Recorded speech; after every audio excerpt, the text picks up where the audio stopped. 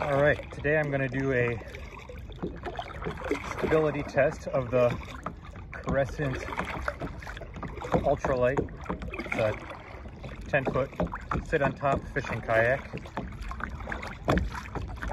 And then I'm going to add some Yakgear Outriggers to the kayak and see if those help add to the stability. So I find this kayak to be plenty stable enough. I'm 5'8", 165, and a lot of times when I go out fishing, I really load it down with gear. I've spent 6-8 hours at a time on this kayak. The seat's very comfortable. It's a really well paddling kayak, very maneuverable, nice lightweight at under 50 pounds. But not as stable as my last fishing kayak. The trade-off was that kayak was a beast. I could stand on it, I could stand and fish, I could stand and paddle, I could crawl around on it, and I have no concerns with this kayak. However, if I do reach too far to one side, I have flipped it. If I'm reaching back to my gear, I'm used to the stability. It has a good second stability, but I'd rather not flip it with all my gear, and I really wouldn't mind being able to stand up and sight fish. So I did buy Yakgear Outriggers, and we're gonna see how those work. Water's a little cold today, but I want to show you the stability, and let's get this thing flipped.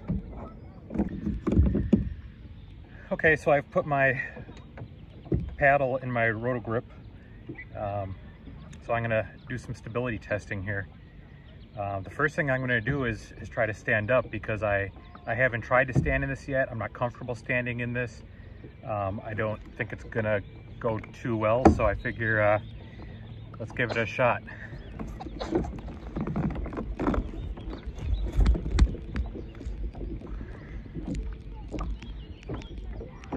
Okay, so I can stand in it. It's a little wobbly.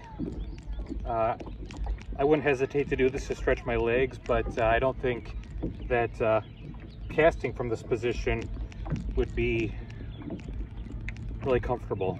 I feel like I might throw myself off balance. Any wake that came, if I had to set the hook, not something that I think I would want to do. But I'm surprised, it's not bad. It's not bad. First time out, finding that secondary stability was a surprise, because I flipped right away. Now that I know where it's at, like I said, I'm not concerned about tipping this kayak. That being said, reaching around to my gear into the coolers, not a problem. I can reach almost to the rear. That's the nice thing about this being a small kayak. However, reaching off to the side is where I think I'm going to run into problems.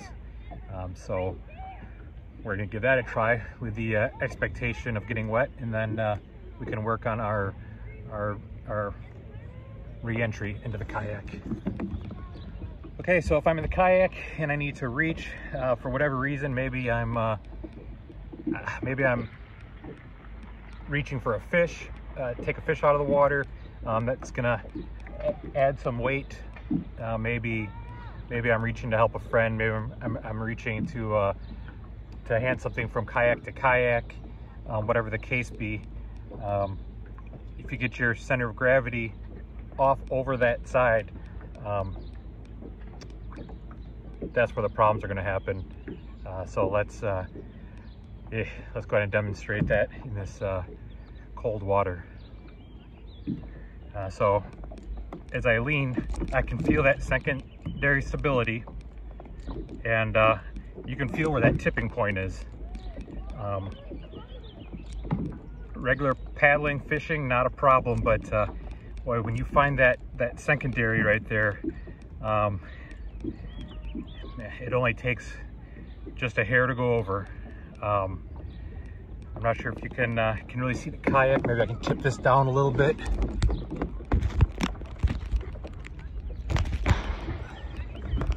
But it's not going to take much. Once you reach, you're going over. So let's get it done.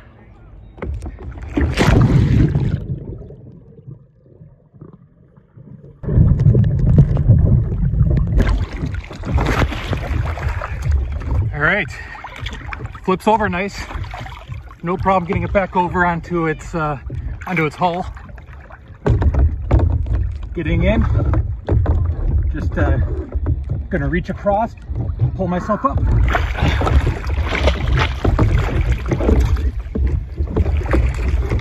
And I'm right back in. The kayak is filled with water right now, but yeah, it's bailing itself out really nice. That scupper plugs out, and 90% of the water is already out of it. I do have my PFD. It's readily accessible per Wisconsin law. So that wasn't bad. Every time that I have flipped the kayak or fallen out of the kayak, the kayak has flipped also. But reaching over, rolling it right back to its hull, no problem with re-entry and self-bailing. All right, let's paddle back to the pier and grab those outriggers. This kayak is an absolute joy to paddle. It's so effortless. Tracking for a 10-foot kayak is fantastic.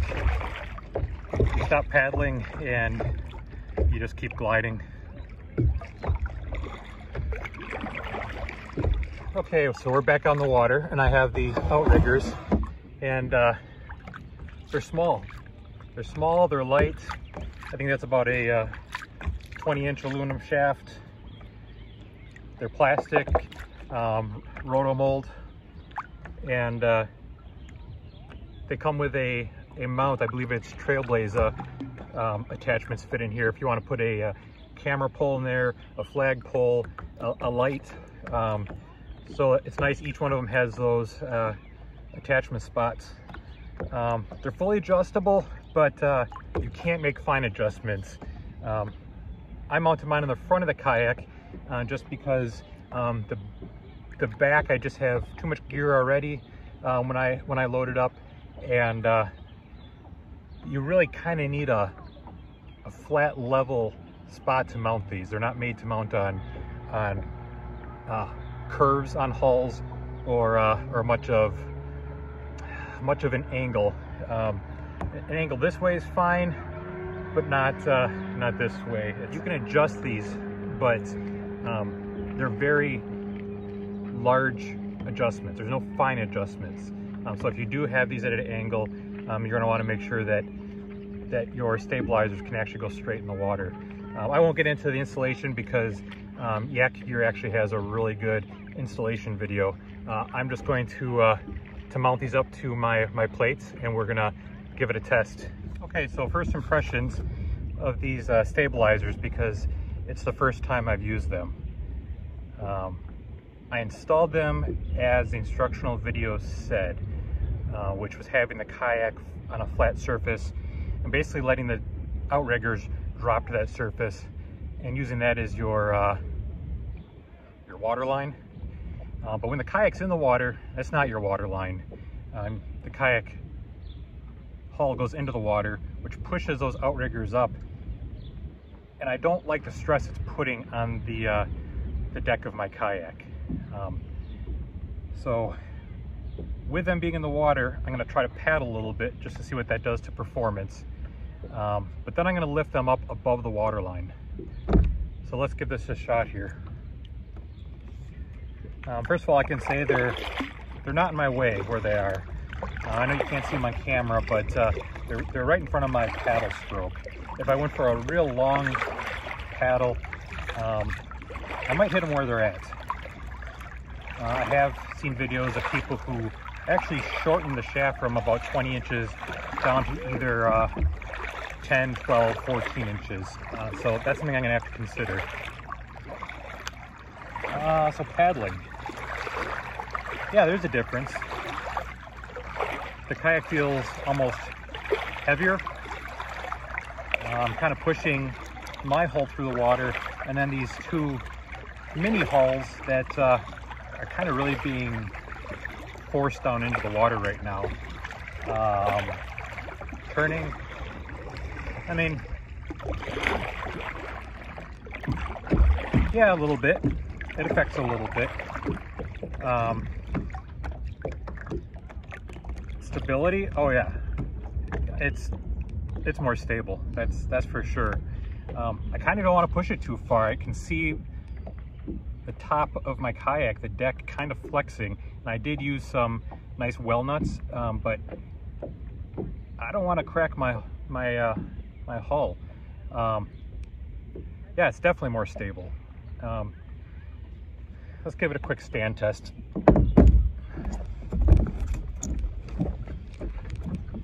Yeah, big difference. Definitely a big difference. Really stable. You can probably tell that I'm not making adjustments while I'm standing here. I'm not rocking. Yeah, I would definitely fish like this. It's nice. Maybe backing plates. I think if I put backing plates on the underside of the hull to prevent that flexing, that would be all right. But what I'm going to do is I'm going to lift these out of the water. So the only time they're in the water is if I'm at risk of flipping. So let's give that a try. Okay, so I've lifted the Outriggers up one notch on each side, and I'm sorry you can't see them from where the camera is. I'll kind of show you once I get on dry land. But each Outrigger is about 4 or 5 inches above the water. Actually, the shafts for them are basically parallel to the water.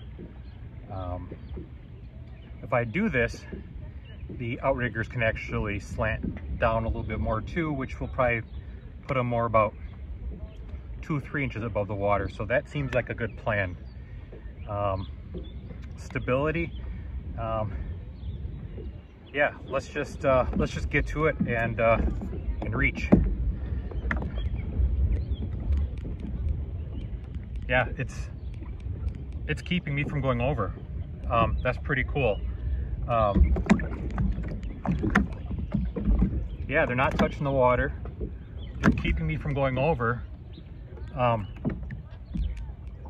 think it's still going to have its tipping point, but like I said, right now I'm afraid to push that because I see the flex in my deck, and I'm not about to damage my deck or my hull. I think I'm gonna get some mounting plates, some backing plates to give it that rigidity that it needs, so that's not gonna be a concern of mine anymore. Obviously with these being out of the water,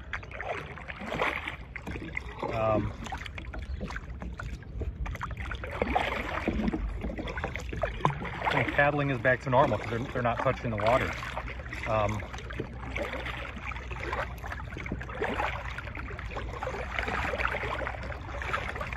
It's just kind of the security of knowing that if I drop something, I go to catch it, I know that Outrigger is going to catch me. They're not in the way of anything, possibly my fishing, so you'd have to kind of work around that. So maybe I will shorten those. Maybe I'll play around with moving them forward. So make some adjustments, but overall, really cool. I think they're a good buy. They definitely give you that sense of security, and I don't think it's a false sense of security. I think the product works. I like that you can mount stuff actually on the Outrigger.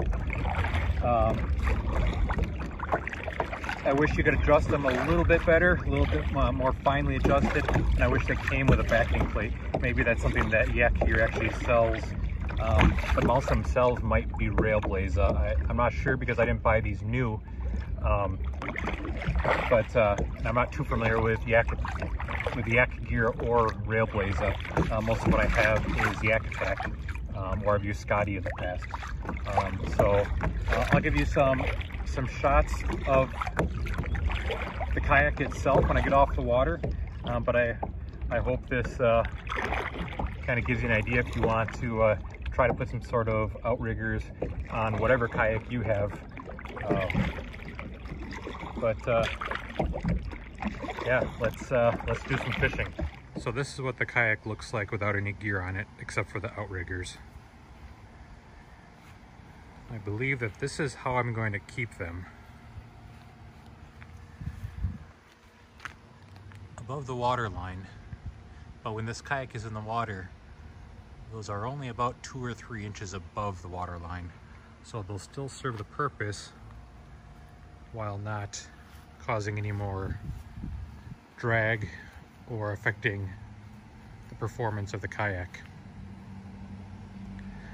They come off easily, and they also fold up easily. But that's the product from Yakgear. Let me know if you have any questions. Thanks.